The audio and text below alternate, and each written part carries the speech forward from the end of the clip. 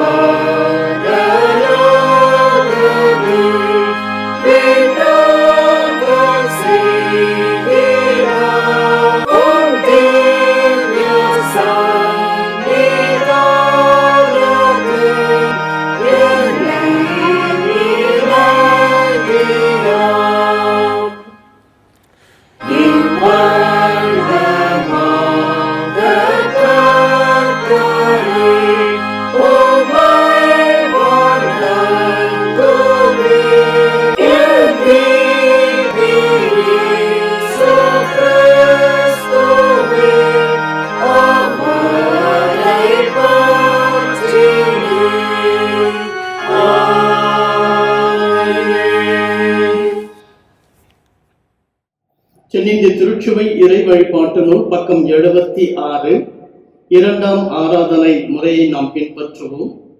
நாம் இறைவனை தொழுவோம். இறைவன் ஆவியாய் இருக்கிறார். அவரை தொழுது கொள்கிறவர்கள் ஆவியோடும் உண்மையோடும் அவரை தொழுது கொள்ள வேண்டும். நம் தந்தையாக இறைவனாலும் கர்த்தராக இயேசு கிறிஸ்துவினாலும் உங்கள் அனைவருக்கும் கிருபை சமாதானம் உண்டாவதாக. இது கர்த்தர் உண்டு பண்ணின நாள், இதிலே நாம் களி கூர்ந்து மகிழ கடவோம். பக்கம் 79. ஆண்டவரே, எங்கள் உதடுகளை திறந்தருளும், அப்பொழுது எங்கள் வாய் உம்முடைய புகழை அறிவிக்கும். பிதாவுக்கும் குமாரனுக்கும் தூய ஆவிக்கும் மகிமை உண்டாவதாக. ஆதியிலும் இப்பொழுதும் எப்பொழுதுமான சதா காலங்களிலும் மகிமை உண்டாவதாக. ஆமென். திரியேக இறைவனை நாம் போற்றுவோம். சேனைகளின் இறைவனாகிய கர்த்தரே, நீர் பரிசுத்தர், பரிசுத்தர், பரிசுத்தர். வானமும் பூமியும் ஒரு மகிமையால் நிறைந்திருக்கின்றன. உன்னதத்திலே ஓசானா. கர்த்தரின் நாமத்தினாலே வந்தவரும் வருகிறமானவர் ஸ்தோத்தரிக்கப்பட்டவர். உன்னதத்திலே ஓசானா. கடவுளே நீர் பரிசுத்தர், கடவுளே நீர் பரிசுத்தர், சர்வ வல்லவரே நீர் பரிசுத்தர், சர்வ வல்லவரே நீர் பரிசுத்தர், சாவாமை உடையவரே நீர் பரிசுத்தர், சாவாமை உடையவரே நீர் பரிசுத்தர். ஆண்டவரே, எங்களுக்காக சிலுவையில் அறையுண்ட எங்கள் மீட்பரே, எங்கள் மேல் கிருபையாயிரும். ஆண்டவரே, எங்களுக்காக சிலுவையில் அறையுண்ட எங்கள் மீட்பரே, எங்கள் மேல் கிருபையாயிரும். பரிசுத்த ஆவியாகிய ஆண்டவரே, எங்கள் மேல் கிருபையாயிரும். பரிசுத்த ஆவியாகிய ஆண்டவரே, எங்கள் மேல் கிருபையாயிரும். ஆண்டவரே, எங்கள் செபங்களையும் ஆராதனையும் ஏற்றுக்கொண்டு எங்கள் மேல் கிருபையாயிரும். ஆண்டவரே, எங்கள் மேல் மனதுருகி எங்கள் மேல் கிருபையாயிரும். பாவ அறிக்கை. நமக்கு பாவம் இல்லை என்போமானால் நம்மை வஞ்சிக்கிறவர்களாகும். நமக்குள் உண்மை இல்லை. நமது பாவங்களை அறிக்கையிட்டால் பாவங்களை நமக்கு மன்னித்து எவ்வித அனைத்தும் நீங்க நம்மை சுத்திகரிப்பதற்கு அவர் நம்பத்தக்கவரும் நீதியும் உள்ளவர். நான் எழுதிய தகப்பனிடத்துக்கு சென்று, தந்தையை பரத்துக்கு விரோதமாக ஒரு பார்வையில் பாவம் செய்தேன். இனி உன்னுடைய மகன் என்று சொல்லப்படுவதற்கு நான் தகுதியற்றவன். உன்னுடைய கூலிகாரில் ஒருவராக என்னை வைத்துக் கொள்ளும் என்பேன். இறையரசு சமீபத்தில் இருக்கிறது. மனம் திரும்பி சுவிசேஷத்தில் நம்பிக்கை வையுங்கள். நமது பலவீனங்களுக்காக பரிதவிக்க முடியாத பிரதான ஆசாரியர் நமக்கு இராமல் எல்லா விதத்தில் நம்ம போல் சோதிக்கப்பட்டு பாவம் இல்லாத பிரதான ஆசாரியர் நமக்கு இருக்கிறார். அவர் சமூகத்திலே நாம் அனைவரும் மௌனமாக அமர்ந்த நிலையிலே நம் பாவங்களை பரிசோதனை செய்வோம். சர்வ வல்லமுறை இறைவனிடத்தில் நாம் நமது பாவங்களை மிக தாழ்மையோடு அறிக்கை செய்வோம். பாவரிக்கைக்கு துணையாக முதல் பாவரிக்கை ஜெபத்தை நாம் எல்லோரும் சேர்ந்து சொல்லுவோம். சர்வ வல்லமை மிகுந்த இரக்கமுள்ள பிதாவே, தப்பிப்போன ஆடுகளை போல நாங்கள் உம்முடைய வழிகளை விட்டு வழுவி அலைந்து போனோம். எங்கள் இருதயத்தின் யோசனைகளுக்கும் விருப்பங்களுக்கும் மிகவும் இணங்கி நடந்தோம். உமது பரிசுத்த கற்பனைகளுக்கு விரோதமாய் குற்றம் செய்தோம். செய்யத்தக்கவளை செய்யாமல் செய்ய தகாதவர்களை செய்து வந்தோம். எங்களுக்கு சுகமே இல்லை. ஆனாலும் ஆண்டவரே, தேவரீர் எங்கள் ஆண்டவராக இயேசு கிறிஸ்துவின் வழியாய் மனிதருக்கு அருளி செய்த வாக்குத்தத்தங்களின்படி நிர்வாக்கியமுள்ள குற்றவாளிகளாக எங்களுக்கு இறங்கும். தப்பிதங்களை அறிக்கையிடுகிற எங்கள் மேல் பொறுமையாயிரும். பாவத்தை நிமித்தம் துக்கப்படுகிற எங்களை சீர்படுத்தும். மிகவும் இரக்கமுள்ள பிதாவே, உம்முடைய பரிசுத்த நாமத்துக்கு மகிமை உண்டாகும்படி நாங்கள் இனி தேவ பக்தியும் நீதியும் தெரிந்த புத்தியும் உள்ளவர்களாய் நடந்து வர இயேசு கிறிஸ்துவின் நிமித்தம் எங்களுக்கு கிருபை செய்தருளும். ஆமென்.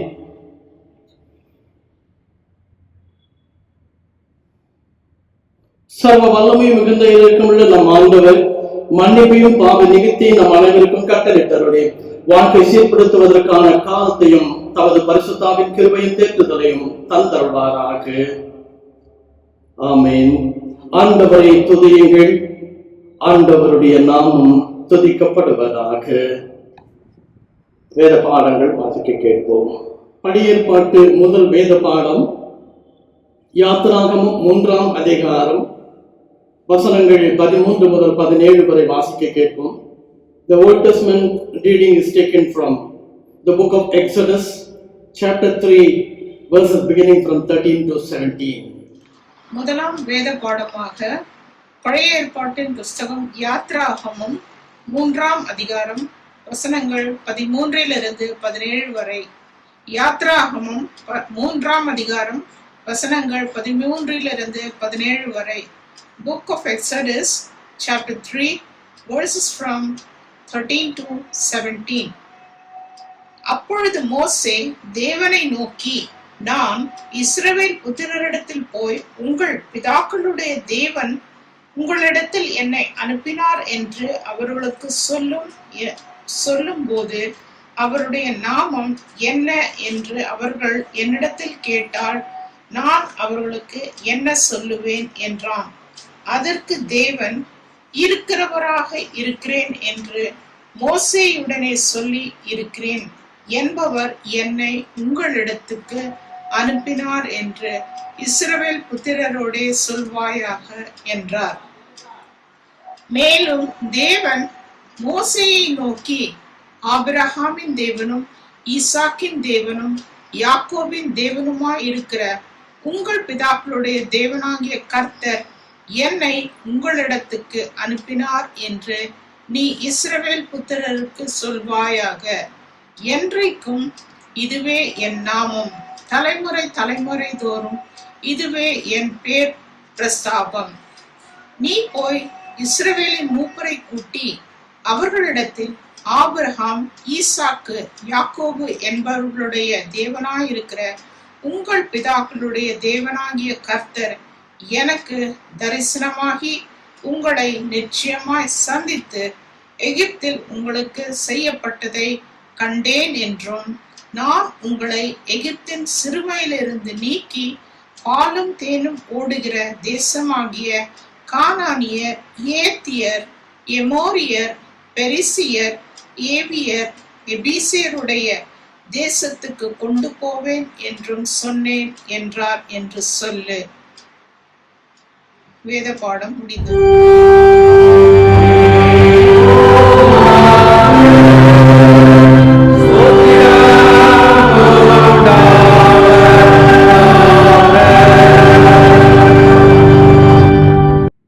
புதிய ஏற்பாட்டு இரண்டாம் வேத பாடமாக தூய பவுல் கொலோசியருக்கு எழுதின நிருபம் அதிகாரம் 1 இறை வசனங்கள் 15 முதல் 21 வரை. St. Paul's letter to Colossians, chapter 1, verses beginning from 15 to 21. The second reading is taken from Colossians chapter 1 verses 15 to 23. Colossians chapter 1 verses 15 to 23. He is the image of the invisible God, the firstborn of all creation. For by him all things were created in heaven and on earth, visible and invisible. Whether thrones or dominions or rulers or authorities, all things were created through him and for him. And he is before all things, and in him all things hold together. And he is the head of the body, the church. He is the beginning, the firstborn from the dead, that in everything he might be preeminent. For in him all the fullness of God was pleased to dwell, and through him to reconcile to himself all things, whether on earth or in heaven, making peace by the blood of his cross. And you, who once were alienated and hostile in mind, doing evil deeds, he has now reconciled in his body of flesh by his death, in order to present you holy and blameless and above reproach before him. If indeed you continue in the faith, stable and steadfast, not shifting from the hope of the gospel that you heard, which has been proclaimed in all creation under heaven, and of which I, Paul, became a minister. Here ends the reading.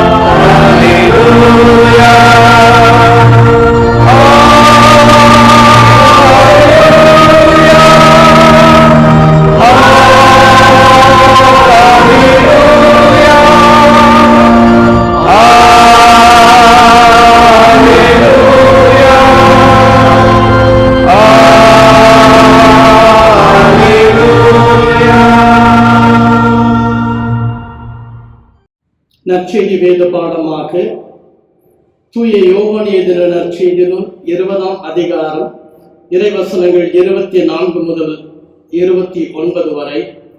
The Gospel of St. John, chapter 20, verses beginning from 24 to 29. வாசிக்க வேண்டிய சுவிசேஷ வேத பாடம் பரிசுத்த யோவான் எழுதின சுவிசேஷம் 20ஆம் அதிகாரம் வசனங்கள் 24 முதல் 29 முடிய. Gospel according to St. John, chapter 20, verses from 24 to 29. இயேசு வந்திருந்த போது 12 ஒருவனாகிய திதிமு எனப்பட்ட தோமா என்பவன் அவர்களுடனே கூட இருக்கவில்லை.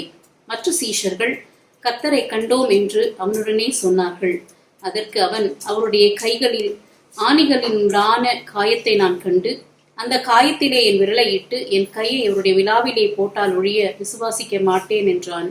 மறுபடியும் 8 நாளைக்கு பின்பு அவருடைய சீஷர்கள் வீட்டுக்குள்ளே இருந்தார்கள்.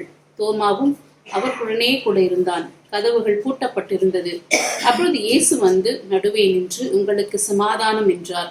பின்பு அவர் தோமாவை நோக்கி, நீ உன் விரலை இங்கே நீட்டி என் கைகளை பார், உன் கையை நீட்டி என் விலாவிலே போடு, அவிசுவாசியாயிராமல் விசுவாசியாயிரு என்றார். தோமா அவருக்கு பிரதியுத்தரமாக, என் ஆண்டவரே, என் தேவனே என்றான். அதற்கு இயேசு, தோமாவே, நீ என்னை கண்டதினாலே விசுவாசித்தாய், காணாதிருந்தும் விசுவாசிக்கிறவர்கள் பாக்கியவான்கள் என்றார் என்பதை வாசிக்க வேண்டிய சுவிசேஷ வேத பாடம் வாசித்தாயிற்று.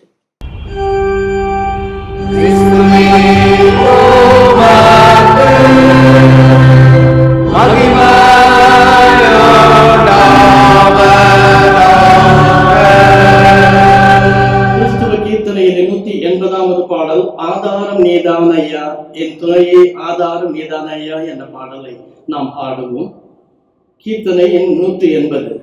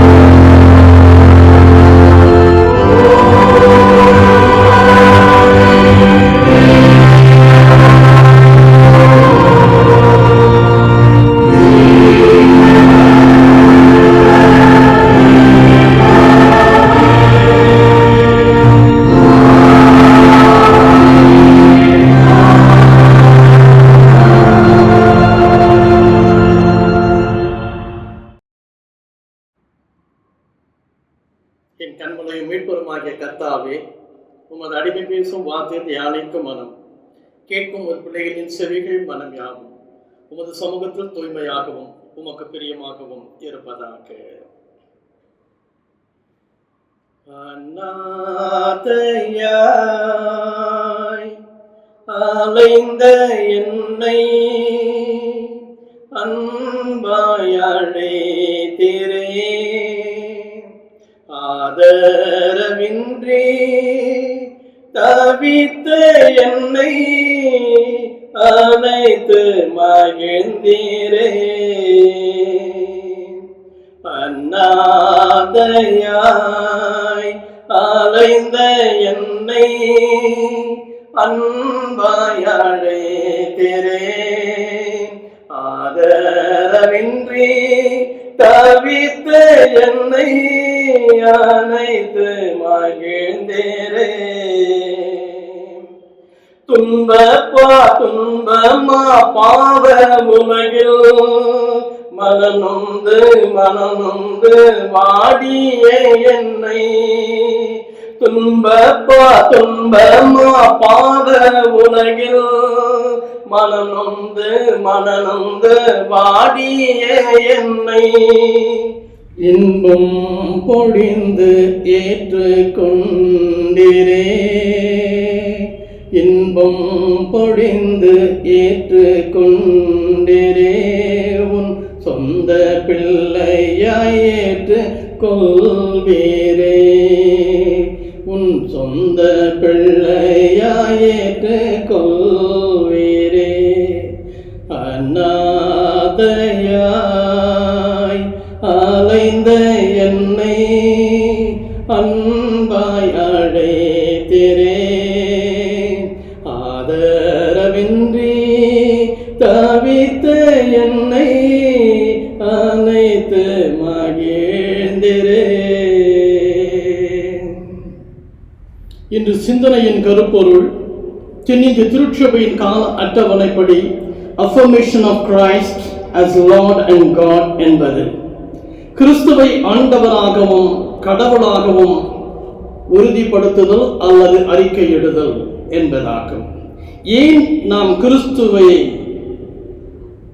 ஆண்டவராக கடவுளாக அறிக்கையிட வேண்டும், உறுதிப்படுத்த வேண்டும் என்பதற்கு ஒரு சிறு விளக்கத்தை உங்களுக்கு நான் கொடுத்து பிறகு செய்தியின் சுருக்கத்தை உங்கள் முன்னிலையில் வைக்க நான் விரும்புகிறேன்.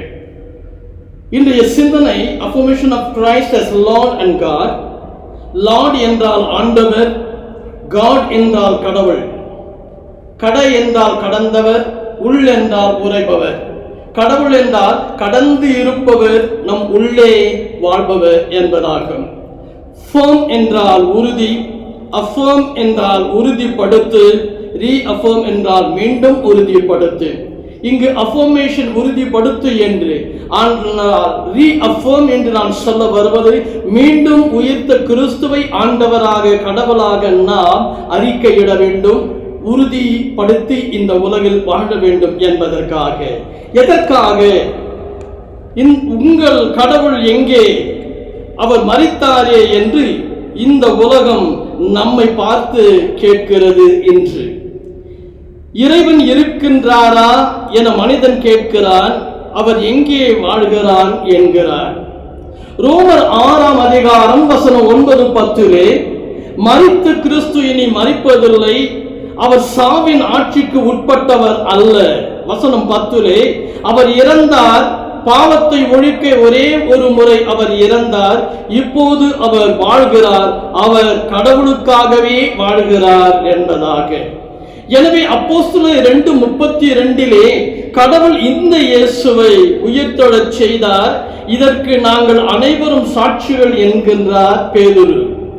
என் அன்பும் நேசம் நிறைந்த என் தேவ ஜனமே, சாட்சி சொல்லுகிறதில் அல்ல, சாட்சியுள்ள வாழ்க்கை வாழ்வதிலே இன்று கிறிஸ்து நம்மை அழைக்கிறார்.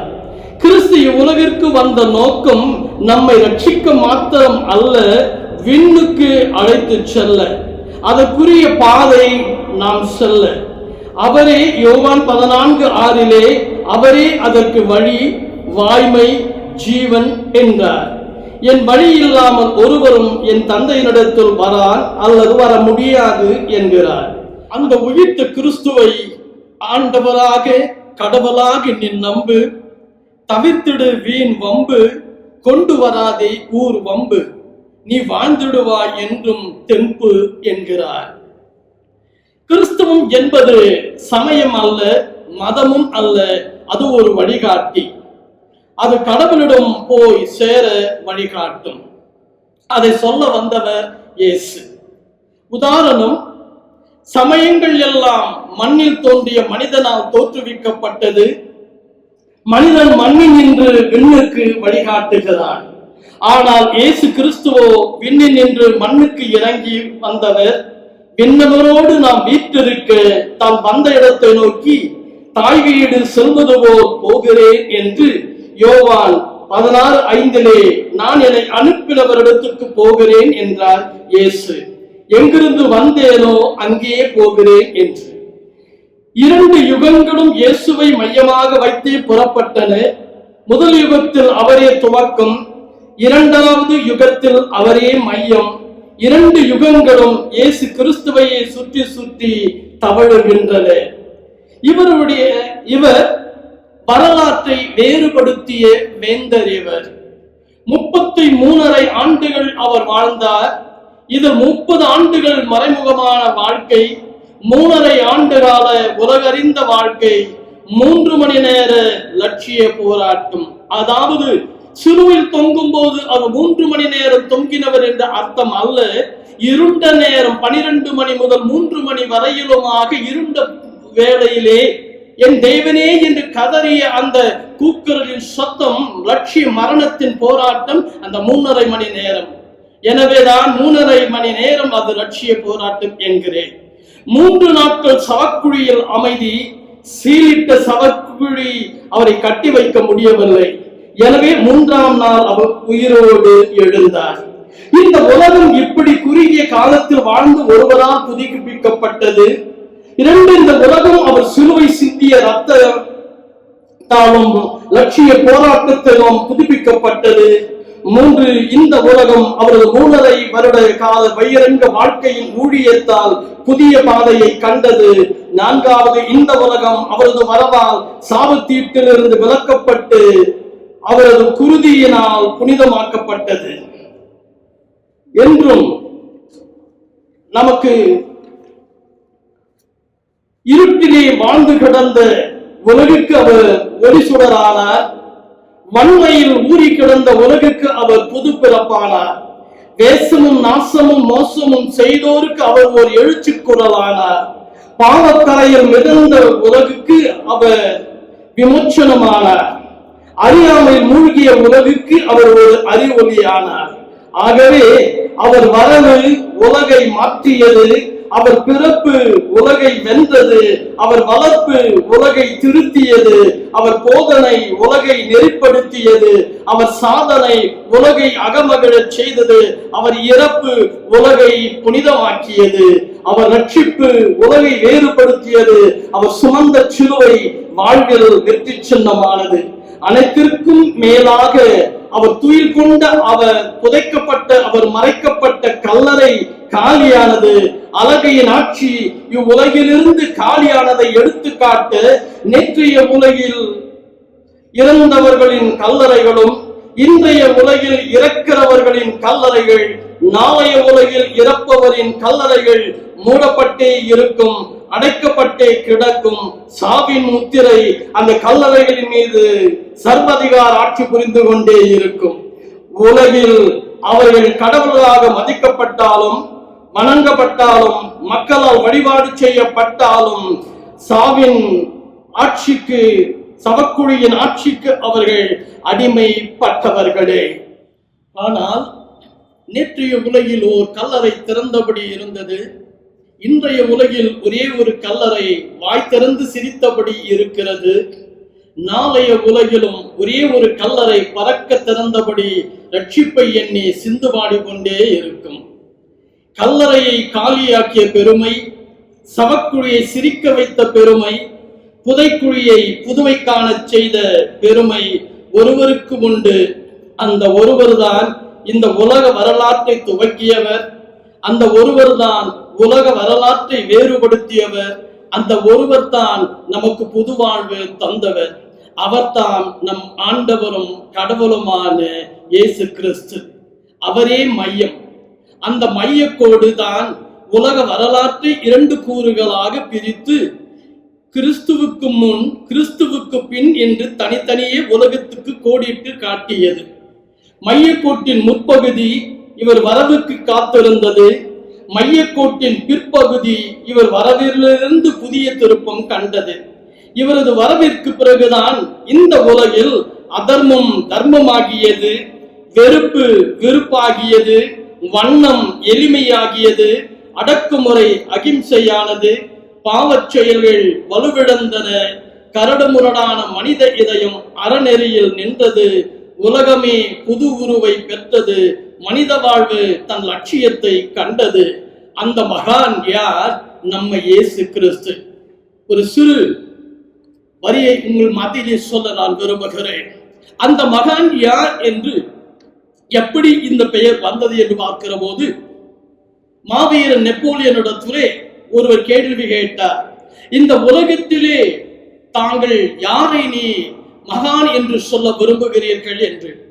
அவர் கூறினாராம், முதலில் அலெக்சாண்டர் அவர்கள், 2வது மாவீரன் நெப்போலியன் ஆகிய நான், 3வது நாசரேத்தூர் இயேசு என்றாராம். அலெக்சாண்டர் மரித்து விட்டார்.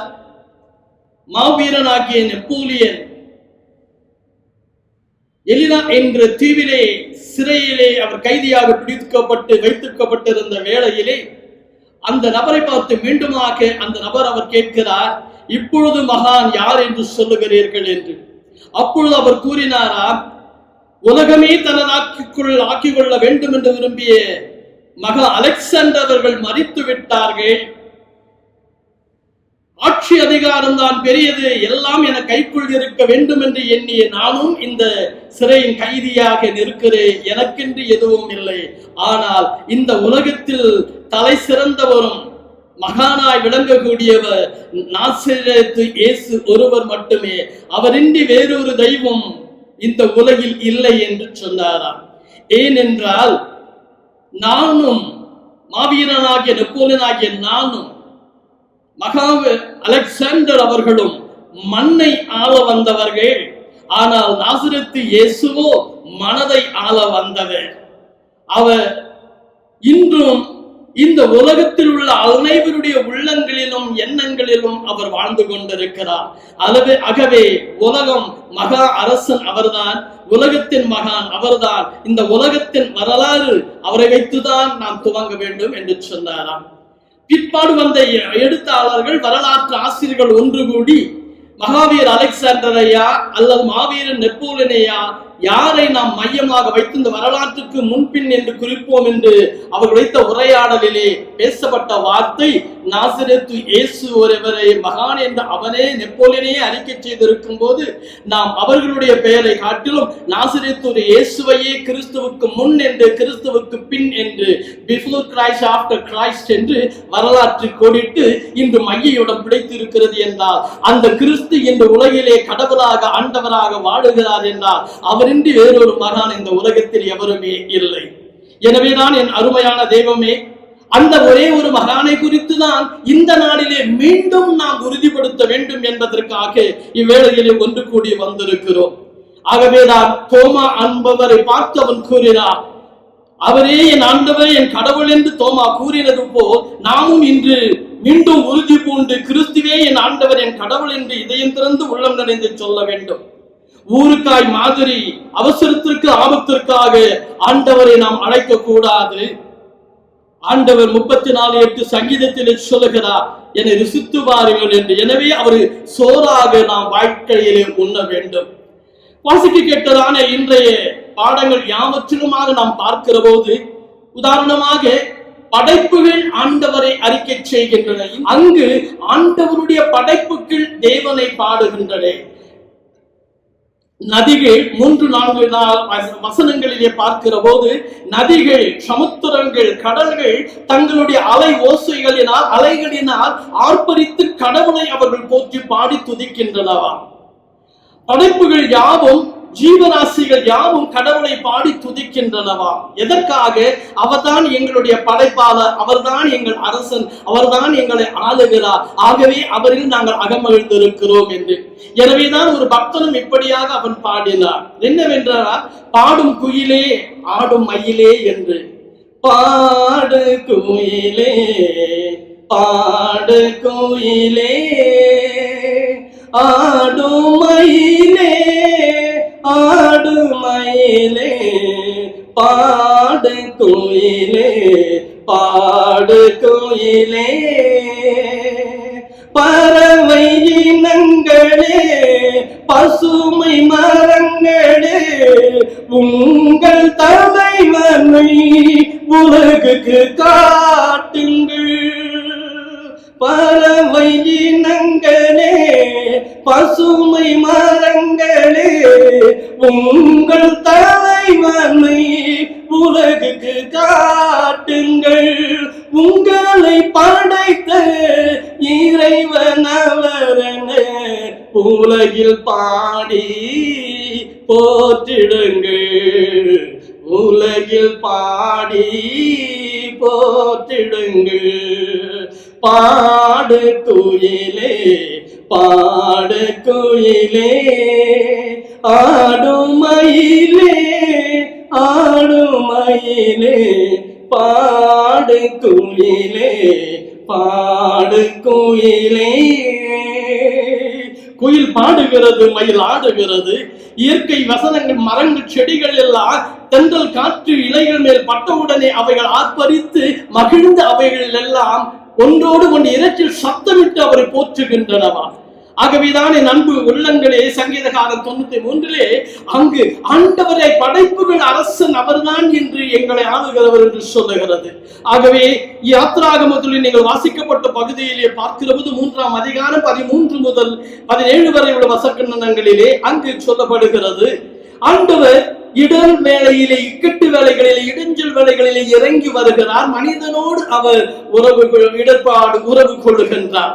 எனவே எகிப்தின் மக்களுடைய கூக்குரின் சத்தத்தை கேட்டு விண்ணை துறந்து இறைவனே இறங்கி வந்து அந்த மக்களை மீட்பதற்காக நான் இறங்கி வந்திருக்கிறேன், மோசே நீ போ என்று சொல்லுகிற போது, உன் பெயர் என்ன என்று கேட்டால் நான் அவர்களுக்கு என்னவென்று சொல்லுவேன் என்று சொல்லுகிற போது, நான் இருக்கிறவராகவே இருக்கிறேன் என்று சொல்லுகிறார். ஆகவே அருமையானவர்கள், இருக்கிறவராய் இருக்கிறேன் என்பது என்னுடைய பெயர் என்பதா, நீ போ உன்னோடு நான் இருப்பேன் என்பதாக. இந்த வேளையில் இருக்கிறவராய் இருக்கிறேன் என்று சொல்லுகிறவரால் அந்த வெளிப்படுத்தின விசேஷத்திலே நாம் பார்க்கிறோம். யாத்திராகமம் 3:14 வெளிப்படுத்தும் விசேஷம் 1:4-8 அவர் சொல்லுகிறார், இருக்கிறவராய் இருக்கிறேன், எனது நாமம் இது என்று நீ மக்களுக்கு சொல் என்று சொல்லி அனுப்புகிறார்.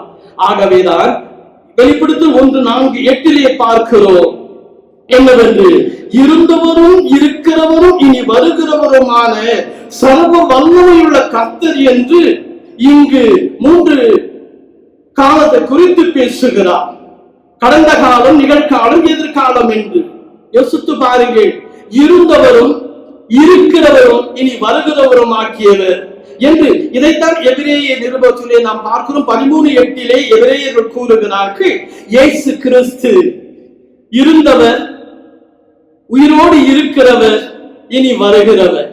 ஆகவே அவர் நேற்றும் இன்றும் என்றும் மாறாதவர் என்பர். காரணம், இயேசு கிறிஸ்து இருந்தவர், இன்று உயிரோடு இருக்கிறவர், இனி வருகிறவர். அவர் ஆண்டவரும் கடவுளுமான சர்வ வல்லமையுள்ள கர்த்தர். வெளிப்படுத்தல் 1:8 சொல்லுகிறது, நான் ஆல்பாவும் ஒமேகாவும் ஆதியும் அந்தமுமாய் இருக்கிறேன் என்று இங்கு ஆண்டவர் யோவானுக்கு வெளிப்படுத்துகிறார். அவரில் உறுதி கொண்டு அவரையே இந்த மனித குலம் அறிக்கை செய்ய வேண்டும் என்று அழைக்கிறது. புதிய ஏற்பாட்டு நிருப பாடமாக கொலோசியர் 1ஆம் அதிகாரம் 1:15 முதல் 21 வசனங்களில் இந்த பகுதி சொல்லுகிறது, கிறிஸ்துவின் மேன்மை பற்றி இது பேசினாலும் என்னவென்று சொல்லுகிறது, இருந்தவரும் இருக்கிறோமான இவர் வழியாக சர்வ சிருஷ்டியும் படைக்கப்பட்டன. கொலோசியர் 1:16 நாம் அதை பார்க்கிறோம். அனைத்து படைப்புக்கும் முந்தினவர் அவரே என்று கொலோசியர் 1:17 கொலோசர் 1:18 திருச்சபையாகிய உடலுக்கு தலையும் தொடக்கமும் அவரே என்றும் எல்லாவற்றுக்குள்ளும் முதன்மையான பேறு பெற்று இறந்து நமக்காக உயிர்த்தெழுந்தவர் அவர் தலைமை பேர் ஆனவர் என்று சொல்லுகிறது. ஆகவேதான் வசனம் 21-22 கொலோசியர் நாம் பார்க்கிற போது, எபேசியர் 1:22-23 நீங்கள் வாசிக்கிற போது, முன்பு நீங்கள் இறைவனோடு உறவற்றவர்களாய் இருந்தீர்கள், அவரை பகைத்து தீய செயல்களை புரிந்து வந்தீர்கள். ஆனால் இப்பொழுது இறைமகன் இயேசு கிறிஸ்துவின் சாவின் வழியாக கடவுள் நம்மை அவரோடு ஒப்புரவாக்கினார் என்று எபேசியர் 1:22-23 எனவே சகலத்தையும் அவர் பாதம் கீழ்ப்படுத்தி அவரை எல்லாவற்றுக்கும் மேலான தலையாக தந்தார் என்று நாம் திருமறையிலே பார்க்கிறோம். வாசிக்க கேட்டுதான் இந்த நற்செய்தி என்ற பாடத்திலே யோவான் 20:24-29 வரையிலே பகுதியானது தோமாவுக்கு காட்சியளிக்கிற பகுதி. ஒவ்வொரு ஆண்டும் ஒவ்வொரு காலமும் 2020 ஆண்டுகள் வரையுமாக நாம் இதை சிந்தித்துக் கொண்டிருக்கிறோம். இயேசு உயிர்த்தெழுந்து அன்று சீடர்களுக்கு அவர் தரிசனமானார். அன்று தோமா அங்கு இருக்கவில்லை. தாங்கள் உயிர்த்த இயேசுவை கண்டோம் என்று சீடர்கள் கூறினதை தோமா ஏற்க மறுத்தார். You would never believe without seeing. எனவே அவர் சொல்லுகிறார், நான் அவரை தொட்டு பார்த்தால் ஒழியே எதையும் நான் நம்புகிறவர் அல்ல என்று. ஆகவே யோவான் 20:25 பார்க்கிறோம், இயேசுவின் கைகளில் ஆணிகளில் ஏற்பட்ட தழும்பை பார்த்து அதில் என் விரலை விட்டு அவர் விழாவில் என் கையை இட்டால் அன்றி நான் அவரை நம்ப மாட்டேன் என்று அவர் கூறினதாக யோவான் 20:25 நாம் பார்க்கிறோம். So Lord Tennyson once said that there was an abundant belief in genuine doubt என்று சொல்லுகிறார். நிறைந்த விசுவாச நிலையில் உண்மையான சந்தேகம் வரும், உண்மையான ஐயம் வரும் என்கிறார் லார்ட் டெனிசன் அவர்கள். எதற்காக?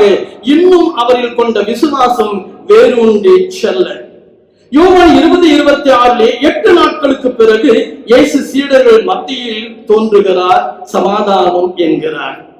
வசனம் 27 யோவான் 20:27 பின்னர் அவர் தோமாவை பார்த்து, இதோ என் கைகள், இங்கே உன் விரலை இடு, உன் கையை நீட்டி என் விழாவில் இடு என்று சொல்லுகிறார். இங்கு சீடர்களிடத்தில் தான் தோமா பேசினார். ஆனால் ஆவியானவர் தோமா கூறினதை இயேசுவானவருக்கு வெளிப்படுத்தி அவருடைய ஐயத்தை நீக்க வேண்டும் என்று வருகிறார். ஐயம் தீர்ந்து நம்பிக்கை கொள் என்று இயேசு சொல்ல, தோமா அவரை பார்த்து வசனம் 20:28 யோவானிலே, என் ஆண்டவரே நீரே என் கடவுள் என்றார். யோவான் 20:29 இயேசு அவரிடம், நீ என்னை கண்டதால் நம்பினாய், காணாமல் நம்புவோர் பேறு பெற்றவர்கள் பாக்கியவான்கள் என்கிறார். ஆகவே தான் என் அருமையானவர்களே, இந்த உலகிலே கண்டு விசுவாசிக்கிறவர்களை விட காணாமல் கர்த்தரை விசுவாசிக்கிறவர்கள், உயிர்த்த கிறிஸ்துவை அறிக்கை செய்து வாழ்கிறவர்கள் பாக்கியவான்கள் என்கிறார். லூக்கா 1:45 ஆண்டவர் உமக்கு சொன்னவைகள் நிறைவேறும் என்று நம்பியே நீ பேறு பெற்றவர் என்று சொல்லுகிறார். எதற்காக? இங்கு தன்னுடைய அரசாங்க உத்தியோகத்தில் இருக்கக்கூடியவர் தன்னுடைய மகன் பலவீனமாய் மரண தருவாயில் இருக்கிறார்.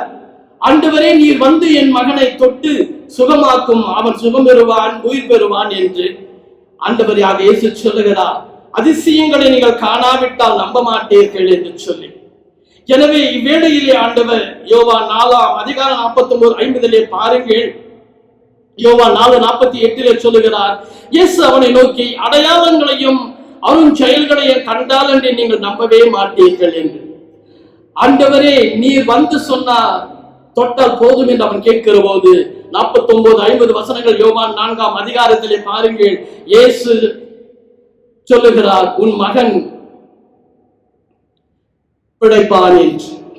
எனவே அருமையானவர்களே, ஆண்டவர் சொன்ன இந்த வார்த்தையை அவன் நம்புகிறார். வந்து அவர் தொட வேண்டும் என்று விரும்பவில்லை, அவர் தொட்டு ஜெபிக்க வேண்டும் என்று விரும்பவில்லை. இருந்த இடத்தில் அவர் வாய் திறந்து ஒரு வார்த்தை சொன்னாலும் நடக்கும் என்கிற வார்த்தையை நம்பி அவர் போகிறார். வழியிலே வேலையாட்கள் வந்து சொல்லுகிறார்கள், உன்னுடைய மகன் சுகம் அடைந்தான். எத்தனை மணிக்கு? 1 மணிக்கு, பகல் 1 மணிக்கு அவன் சுகம் என்றான். அந்த நேரம் இயேசு சொன்ன நேரம் என்று கண்டு அந்த குடும்பமே கர்த்தருக்குள் வருகிறது. எனவே இயேசுவின் வாயிலிருந்து பிறந்த வார்த்தைகளும் மனிதனை தொட்டது. அவர் சொன்ன வார்த்தை தீர்க்க தரிசனங்களும் நிறைவேறினது. ஆகவே தான் அருமையானவர், அன்புக்குரிய தேவனுடைய பிள்ளைகளே, அதிசயங்கள் அற்புதங்கள் கண்டால் மாத்திரம் அல்ல, உண்மையாய் அவரை தேடுவோருக்கு ஒரு நன்மையும் குறைவுபடாது என்று சொல்லி 34:10 சங்கீதத்திலே சொல்லி இருக்கிற ஆண்டவர் உண்மையாய் அவர் தேடுவோருக்கு தன்னை அவர் வெளிப்படுத்துகிறார். கேளுங்கள் கொடுக்கப்படும் என்று சொன்னார், தேடுங்கள் கிடைக்கும் என்றார், தட்டுங்கள் திறக்கப்படும் என்று மத்திய 7ஆம் அதிகாரம் 7-8 வசனங்களில் சொல்லுகிறவர். இந்த நாளிலும் உன்னையும் என்னையுமாக கண்டு விசுவாசிக்கிறாயா, காணாமலே என் மேல் நீ விசுவாசம் வைத்திருக்கிறாயா என்று கேட்க வருகிறார். ஆகவேதான் என் அருமையானவர்கள், மத்திய 16ஆம் அதிகாரம் முதல் 3 வசனங்களே பாருங்கள். இயேசுவிடத்தில் வந்த பரிசேய சதிசேய கூட்டம் கேட்கிறது, நீர் கடவுளுடைய குமாரன் அல்லவா, ஆகவே நீர் வானத்தில் இருந்து ஒரு பெரிய அதிசயத்தை காட்டும், உண்மை நாங்கள் நம்புவோம் என்று சொல்லி. இன்றைய உலகம் கூட உரித்த கிறிஸ்துவை பார்த்து, நம்புகிற கிறிஸ்துவை கூட்டத்தை பார்த்து, நீ கிறிஸ்துவன் என்றால் கிறிஸ்து உனக்கு என்ன செய்திருக்கிறார் என்று கேட்கிறது. கிறிஸ்தவர்கள் கிறிஸ்துவின் பெயரை சொல்லிக் கொண்டிருக்கிறான், கிறுக்கு பிடித்த வழியிலே நடக்கிறபடியா, கிறிஸ்துவனுடைய பெயருக்கு ஏற்று இழுக்குகளை கொண்டு வருகிறபடியா, கிறிஸ்துவை இந்த உலகம் கிறிஸ்துவை உண்மையாய் அறிக்கை செய்ய முடியாமல் தவிக்கிறது என்று சொன்னார். கிறிஸ்தவன் கிறிஸ்துவை உண்மையாய் அறிக்கையிடுகிறானா? கிறிஸ்துவ வழியில் வாடுகிறானா? கிறிஸ்துவ நெறியை விட்டு போய் கொண்டிருக்கிறானா? அதிசயங்களை கேட்டு வாடுகிற நெஞ்சமே, காணாமல் அவருக்குள் நீ நம்பிக்கையோடு உண்மையாய் தேடுகிற போது கர்த்தர் உனக்கு சுகம் கொடுக்கிறார். அவர் இந்த வரலாற்றுக்கு, இந்த உலகத்திற்கே ஆண்டவராக அதிசயமானவராக இருக்கிறார். எனவே உயிர்த்த கிறிஸ்துவை உயிரோடு உலகில் வாடும் இறைவனின் அறிக்கை செய்யும் நாவுகள் உண்மையானது மையமாக இருக்கிறது. அவரே என்னுடைய ஆண்டவரும் கடவுளும் என்று உண்மையாகவே அவரை அறிக்கை செய்ய வேண்டும். உண்மையான உதடுகள் அவரை துதிக்க வேண்டும் என்று சொல்லுகிறார். 4:23 உண்மையாய் என்னை தேடுங்கள் என்கிறார். உண்மையாகவே என்னை நீங்கள் கூப்பிடுங்கள், உங்கள் மத்தியிலே நான் இருக்கிறவராய் இருக்கிறேன் என்று சொல்லுகிறார். அந்த உண்மை இன்று உன்னிலும் என்னிலும் இருக்கிறதா? ஆண்டவர் 4:23 பொய்கள் 4 எபேசியரிலே 3:25 பொய்களை கலைந்து உண்மையாய் என்னை தேடுவோருங்கள் என்று. என்னை உண்மையாய் தேடுவோருக்கு ஒரு நன்மை குறைவாகாது என்று சொல்லுகிறவர். இந்த நாளிலும் காலை பொழுதிலும் தேவனை தேடி வந்திருக்கிற உங்கள் ஒவ்வொருவரையுமாக ஆண்டவராகி இயேசுவே மரித்தவர், எழுந்தவர், இன்று நம் மத்தியில் இருக்கிறவர், உயிரோடு இருக்கும் அந்த இயேசுவுக்கு உண்மையுள்ள சாட்சிகளாக நாம் ஒவ்வொருவரும் வாழ்வோமா, வாழ்ந்து காட்டுவோமா, அவரிலே நிலையாய் நிற்போமா, அந்த உயிர்த்த இயேசு கிறிஸ்துவனுடைய சாட்சிகளாக உலகத்தில் சென்று அவருடைய நாமத்தை மகிமைப்படுத்துவோமா? கர்த்தர் தாமே கேட்டுக்கொண்டிருக்கிற உங்கள் ஒவ்வொருவரையும் அவருடைய கிருபையின் வழி நடத்துதலிலே உயிர்த்தெழுந்த வல்லமையினால் உங்களை பாதுகாத்து பராமரிப்பாராக. ஆமென். நாம் அப்போஸ்தலர் விசுவாச பிரமாணத்தை நம்முடைய புத்துணர்ச்சி பாடலில் 437வது பாடலை நாம் பாடலாக பாடுவோம். உலகம் வானம் செய்தாலும் என்ற பாடலை நாம் பாடுவோம்.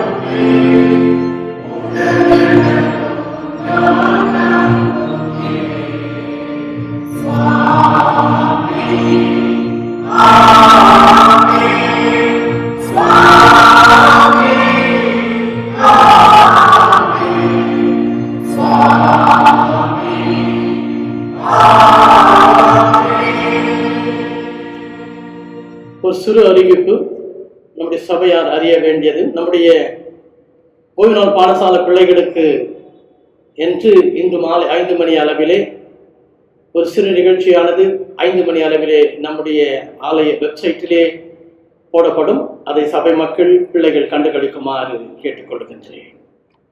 கிறிஸ்துவ கீர்த்தனைகளிலே 342வது பாடல் தூய ஆதி தூயவரே என்ற பாடலை நாம் பாடுவோம்.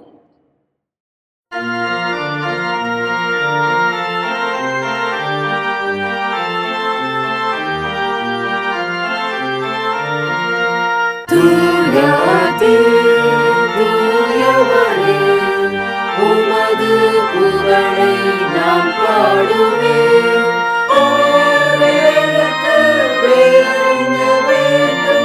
உயிருள்ள வரை புகழ் பாட வேண்டும். தூயாதே தூயவரே உமது புகழை நான் பாடுவேன்.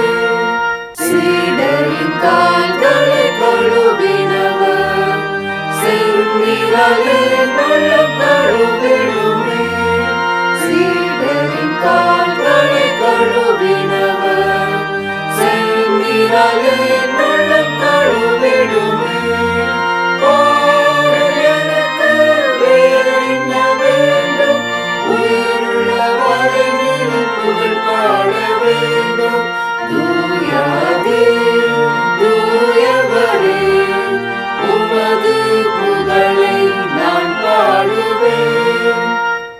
பாடொளி நோய்களை நீக்கினவர் பாவியை போக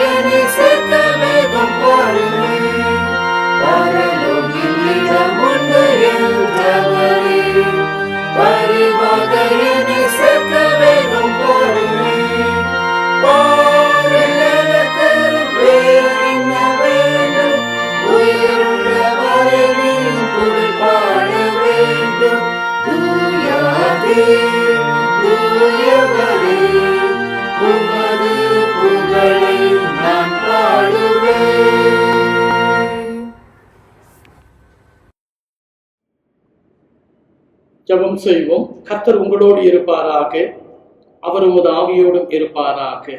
ஜெபம் செய்வோம். கர்த்தாவே எங்களுக்கு இரங்கும், கிறிஸ்துவே எங்களுக்கு இரங்கும். கர்த்தாவே எங்களுக்கு இரங்கும். நம்முடைய புத்திழ்ச்சி பாடலில் பரமண்டல ஜெபத்தை நாம் 445வது பாடலை வானகம் வாழ்ந்திடும் எங்கள் தந்தாய் என்ற பாடல் வழியாக நாம் பாடுவோம்.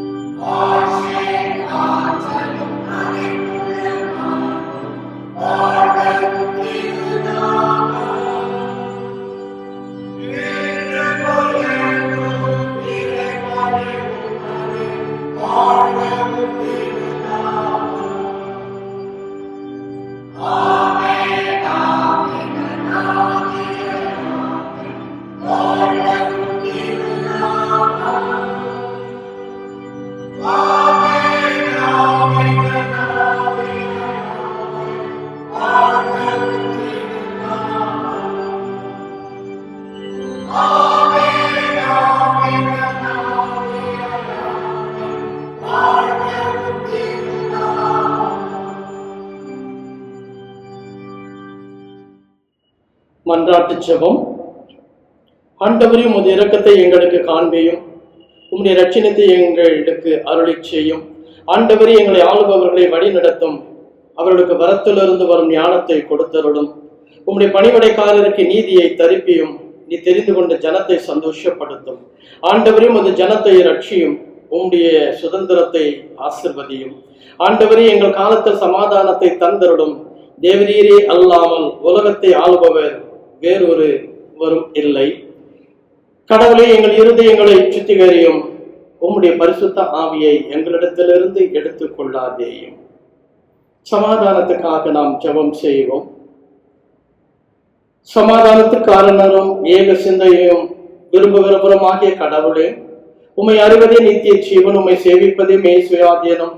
தேவரீரை தஞ்சமாக கொண்டிருக்கிற உமது அடியாராகிய நாங்கள் எந்த விரோதிகளுடைய வல்லமைக்கு பயப்படாதிருக்கும்படியாக எங்கள் சத்துருக்கள் செய்கிற எல்லா பிரயத்தனங்கள் என்று எங்கள் ஆண்டவர் இயேசு கிறிஸ்துவின் வல்லமையினால் எங்களை காப்பாற்றியருளும். ஆமேன். தேவ கிருபைக்காக ஜெபம். சர்வ வல்லமையுள்ள நித்திய கடவுளே, இந்நாள் வரையும் எங்களை சுகமாய் நடத்தி வந்த எங்கள் பரமபிதாவாகிய ஆண்டவரே, இந்நாளிலும் உமது மிகுந்த வல்லமையால் எங்களை காப்பாற்றி நாங்கள் யாதொரு பாவத்துக்கு உட்படாமலும் எவ்விதமான மோசத்திலும் அகப்படாமலும் உமது பார்வைக்கு நீதியாய் இருக்கிறது எப்பொழுதும் செய்கிறதற்கு நாங்கள் செய்கிற எல்லாவற்றையும் உம்முடைய ஆளுகையினாலே நடத்தியருள வேண்டும் என்று எங்கள் ஆண்டவர் இயேசு கிறிஸ்துவின் வழியாய் வேண்டிக் கொள்கிறோம். ஆமேன். எல்லா மோசங்களுக்கும் விலக்கி காப்பதற்காக ஜெபம். ஆண்டவரே, எங்கள் அந்தகாரம் நீங்க வெளிச்சம் தந்து இந்த இரவில் நேரிடும் சகல மோசங்களுக்கு விக்கிரங்களுக்கு உமது மிகுந்த இரக்கத்தினால் எங்களை விலக்கி காக்க வேண்டும் என்று உம்முடைய ஒரே குமாரனும் எங்கள் இரட்சகரும் ஆகிய இயேசு கிறிஸ்துவின் அன்பின் நிமித்தம் வேண்டிக் கொள்கிறோம். ஆமேன். 92ஆம் பக்கத்தில் இருக்கிறதான பொதுவான தோத்திர ஜெபத்தை நாம் சேர்ந்து சொல்லுவோம். சர்வ வல்லமையுள்ள கடவுளே, சர்வ ஜீவ தயாபர பிதாவே, அபாத்திரரான உமது அடியாராகிய எங்களுக்கு மற்ற எல்லா மனிதருக்கு தேவரீர் அருளிச் செய்த பற்பல கிருபைக்காக, அன்புள்ள தயவுக்காக நாங்கள் மிகுந்த தாழ்மையோடு உம்முடைய இருதயத்தோடு உமக்கு தோத்திரம் செலுத்துகிறோம். தேவரீர் எங்களை சிருஷ்டித்ததற்காகவும் காப்பாற்றுகிறதற்காகவும் எம்மைக்குரிய எல்லா ஆசீர்வாதங்களுக்காகவும் உம்மை துதிக்கிறோம். விசேஷமாய் எங்கள் ஆண்டவராக இயேசு கிறிஸ்துவினால உலகத்தை மீட்டுக் கொண்டு விலை மதியாத உமது அன்புக்காகவும் கிருபையின் எத்தனங்களுக்காகவும் மகிமை அடைவோம் என்கிற நம்பிக்கைக்காகவும் உமக்கு தோத்திரம் செலுத்துகிறோம். நாங்கள் உண்மையாய் நன்றி அறிந்த இருதயம் உள்ளவர்களாய் இருக்கவும், எங்களை ஒரு ஊழியத்துக்கு ஒப்புக் கொடுத்து எங்கள் வாழ்நாள் எல்லாம் உமக்கு முன்பாக பரிசுத்தமும் நீதியும் உள்ளவர்களாய் நடக்கவும், எங்கள் வார்த்தையினாலே மாத்திரமல்ல எங்கள் நடத்தினாலும் உம்முடைய புகழை பிரஸ்தாபப்படுத்தவும், தேவரீர் செய்த உபகாரங்கள் எல்லாவற்றையும் உணர்ந்து கொள்ளும் உணர்வை எங்களுக்கு அருளிச் செய்ய வேண்டும் என்று எங்கள் ஆண்டவராக இயேசு கிறிஸ்துவின் படியாய் வேண்டிக் கொள்கிறோம். அவருக்கும் தேவரீருக்கும் பரிசுத்த ஆவிக்கும் எல்லா மேன்மையும் மகிமையும் சதா காலங்களிலும் உண்டாவதாக. ஆமென்.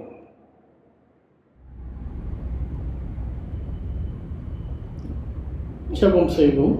இத்தருணத்தில் ஒருமனப்பட்டு உம்மை நோக்கி எங்கள் பொதுவான விண்ணப்பங்களை செய்ய எங்களுக்கு கிருபையளித்த சர்வ வல்லமுள்ள கடவுளே, 2 பேராவது 3 பேராவது என் நாமத்தினால் கூடி வரும் பொழுது அவர்கள் கேட்கிறவைகளை அருளிச் செய்வேன் என்று வாக்களித்திருக்கிறீரே கர்த்தாவே, உமது அடியாராகி எங்களுக்கு வேண்டிய நன்மைகள் உண்டாக எங்கள் விருப்பங்களையும் வேண்டுதல்களும் இப்பொழுது நிறைவேற்றி இம்மையிலே உம்முடைய சத்தியத்தை அறிகிற அறிவையும் மறுமையிலே நித்திய ஜீவனையும் எங்களுக்கு கட்டளையிட்டருளும். ஆமென். நாம் ஜெபம் செய்வோம். நேற்றும் இன்றும் என்றும் மாறாத எங்கள் அன்பின் நல்ல ஆண்டவரே, இந்த காலை பொழுது உம்முடைய சமூகத்தில் நாங்கள் வருகிறோம்.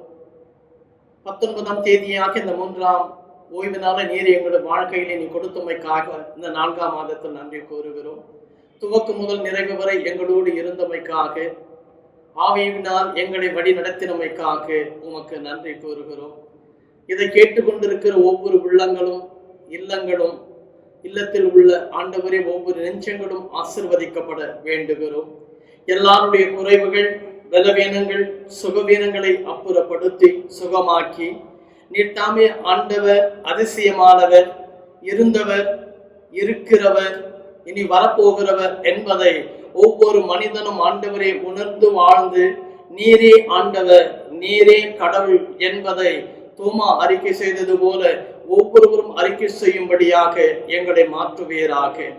எத்தனை ஆண்டுகள் ஆண்டவரே நாங்கள் வாழ்ந்தாலும் எப்படி வாழ்ந்தோம் என்பதையே எங்களில் எதிர்பார்க்கிறவர் நீர். 2020ஆம் ஆண்டை ஆண்டவரை நாங்கள் கடந்து வந்த போதிலும் நீர் என்றென்றும் மாறாதவராய், எபிரேயரிலே நாங்கள் சொன்னது போல இயேசு கிறிஸ்து நேற்றும் இன்றும் என்றும் மாறாதவராய் இருக்கிறார். எனவே கிறிஸ்தவன் என்று சொல்லுகிற ஒவ்வொருவனும் கிறிஸ்துவ வழியிலே மாறாதவராய் இருக்கவும், உமது கிரியையின்படியே நெறியின்படியே நீ சொல்லி வைத்திருக்கிற வழியின்படியே வசனத்தின்படியே வாழ வேண்டும் என்று நீ விரும்புகிறபடியா நாங்கள் ஒவ்வொருவரும் உண்மை உள்ளவர்களாக வாழ அருள் தாரும். 28, 20 நீதிமொழிகள் ப்ராபப்ஸிலே நாங்கள் பார்க்கிறோம், உண்மையானவர்களின் மேல் பரிபூர்ணமான என்னுடைய ஆசீர்வாதம் வந்து தங்கும் என்று. இப்போது அந்த பரிபூர்ண ஆசீர்வாதத்தை தேடுகிற உமது பிள்ளைகள் மேல் யாரெல்லாம் உண்மையாய் உம்மை கூப்பிடுகிறார்களோ, யாரெல்லாம் உண்மையாய் தேடுகிறார்களோ, யாரெல்லாம் உண்மையாய் உம்மை தொழுது கொள்கிறார்களோ அவர்கள் மேல் இறங்குவீராக. உண்மை உனக்கு பிரியம் அப்பா. பொய்களை களைந்து உண்மையை நீங்கள் என்னிலே தேடுங்கள். நான் உண்மையாய் இருக்கிறேன், நீங்களும் உண்மையாய் இருங்கள். நான் பரிசுத்தமாய் இருக்கிறேன், நீங்களும் பரிசுத்தமாய் இருங்கள் என்று எங்கள் ஒவ்வொருவரையும் இந்த உலகத்துக்கு ஏற்ற ஒத்த வேஷம் தெரியாமல் ஆண்டவரே இந்த விண்ணிற்கு ஆண்டவரே அழைத்து செல்ல இந்த உலகத்திற்கு வந்து நீ வாழ்ந்து காட்டிய பாதையிலே நாங்கள் வாழ்ந்து வளர அருள் தாரும். விண்ணை துறந்து நீ மண்ணுக்கு வந்தவர், நான் பிதாவினிடத்தில் சொல்லுகிறபடியா நீங்களும் அந்த பிதாவினிடத்தில் வந்து சேர வேண்டும் என்று சொன்னார். என்னை அல்லாமல் ஒருவனும் என் பிதாவினிடத்தில் வரான் என்று யோவான் 14:6 நீர் காட்டிய வழி, நீர் காட்டிய ஆண்டவரே சத்தியம், நீர் சொன்ன அந்த ஜீவன் இந்த உலகத்தை இழந்து உமக்குள் என்றும் வாழ்ந்து ஆண்டவரை வளருகிற உள்ளங்களாக மாற்றவே எப்படி நான் வாழ்ந்தேனோ, எப்படி இந்த உலகத்தில் நான் இருந்தேனோ, எப்படி சகலத்தையும் துறந்தேனோ அதுபோல நீங்களும் பிதாவின் ராட்சியத்திலே சேர உங்களையும் மாற்றுங்கள் என்பதாக உலகத்தில் வந்து ஆண்டவரே எங்களுக்காக மீட்டு ரட்சிப்பதற்கென்று நீர் கொடுத்த ஆண்டவரே ஒவ்வொரு முன் உதாரணங்களை நாங்கள் ஏற்று வாழ அருள் தாரும். இந்த காலை பொழுதிலே அனைவருடைய பலவீனங்களையும் சுகவீனங்களையும் சாப நோய்களையும் நீர்த்தாமை சிலுவையில் ஆணி அடித்து கொன்றபடியா சிலுவையின் மகிமை ஆண்டவரே சிலுவை மரத்தில் அல்ல சிலுவை மரணத்தில் இருக்கிறது என்பதை நினைவு கொண்டவர்களாக நாங்கள் உம்முடைய சிலுவையை நோக்கி பார்க்கிறோம். சிலுவையை அடையாள எண்ணமாக சின்னமாக எங்களுக்குள் தரித்திருக்கிறோம் வைத்து ஆண்டவரே அந்த வழியை வாழ நாங்கள் முற்படும் போது வரும் தடைகளை எல்லாம் தகர்த்து போடுவீராக. ஆண்டவரே உடைய பிரசன்னத்தால் தடைகளை தகர்த்து போடுகிறது எங்களுக்கு முன்னாக நீ போகிறவரா இருக்கிறேன் என்று ஆண்டவரே மீகா 2:12 பார்க்கிறோம். இப்போதும் எங்கள் ஒவ்வொருடைய பலவீன சுகவீனங்களை சந்தித்து ஒவ்வொரு திருச்சபையாரையும் சிறியோர் பெரியோர் முதியோர் ஆண்கள் பெண்கள் வாலிபர் சகோதர சகோதரிகள் குழந்தைகள் திக்கற்றோர் கைவிடப்பட்டோர் அனைவரையுமாக ஆவியின் பிரசன்னத்தால் ஆசீர்வதித்திட வேண்டுகிறோம். சிறப்பாக ஆண்டவரே உலகம் முழுவதும் ஆண்டவரே இந்த அதிர்ந்து கொண்டிருக்கின்ற ஆண்டவர் பயந்து நடுங்கிக் கொண்டிருக்கிற இந்த கொரோனா வைரஸ் என்ற தொற்று கிருமியில் இருந்து உமது பிள்ளைகள் யாவரையும் விடுதலை செய்வீராக. அதிகாரிகளும் அரசாங்கமும் சபையும் சமுதாயமும் ஆண்டவரை எடுத்துக்கொண்டு செய்கிற ஒவ்வொரு ஏற்பாடுகளிலே உம்முடைய பிரசன்னம் விளங்கும்படியாக வேண்டுகிறோம்.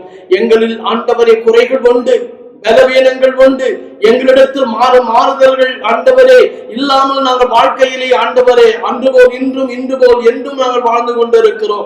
எனவே எங்கள் மத்தியிலே வந்திருக்கின்ற இந்த தொற்று கிருமியின் காரணமாக நாங்கள் அவசரத்துக்கு ஆபத்துக்கு மாத்திரம் உம்மை தேடாமல் நாள்தோறும் உம்மை தேடுகிறவர்களாக எங்களை மாற்றும் இயேசு கிறிஸ்துவின் வழியாக வேண்டுகிறோம் எங்கள் தூய நேச நல்ல பிதாவே. இறை ஆசி பெறுவோம். தலை வணங்கி தேவனுடைய சமூகத்தில் அவருடைய பிரசன்னத்தை நாம் தேடுவோம். ஆண்டவர் உங்களை ஆசீர்வதித்து உங்களை காக்க கடவர். ஆண்டவர் தம்முடைய முகத்தை உங்கள் மேல் பிரகாசிக்க பண்ணி உங்கள் மேல் கிருபையாய் இருக்க கடவர். ஆண்டவர் தம்முடைய முகத்தை உங்கள் மேல் பிரசன்னமாக்கி இப்பொழுதும் எப்பொழுதும் உங்களுக்கு சமாதானம் கட்டளையிட கடவர். ஆமென்.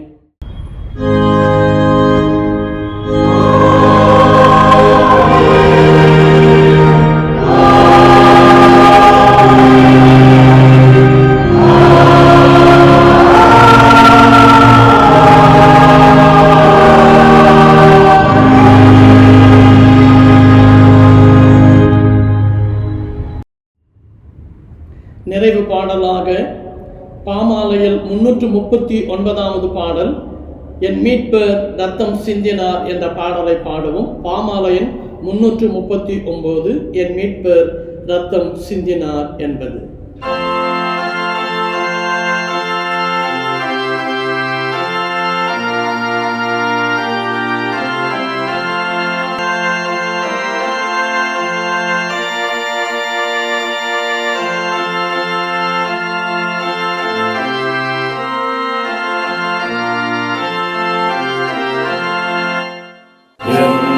Rத்தம் சிந்தினார் மாமிதியும்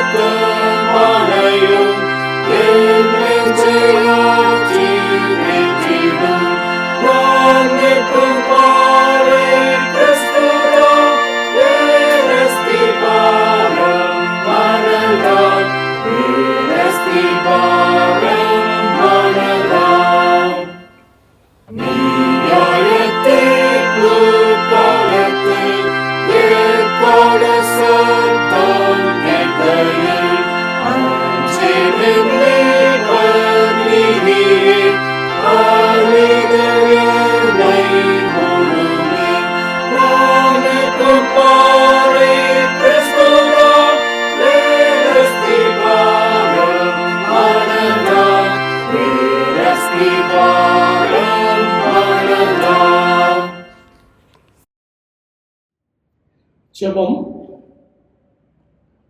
அன்பு நிறைந்த இறைவா, உடைய அன்பின் திருப்பாதத்தில் மீண்டும் நாங்கள் வருகிறோம். இந்த வழிபாடு இருந்தமைக்காக முழுமையாய் நீர் எங்களோடு வாசம் செய்ததற்காய், எங்கள் விசனங்களை போக்கினதற்காய் நன்றி கூறுகிறோம்.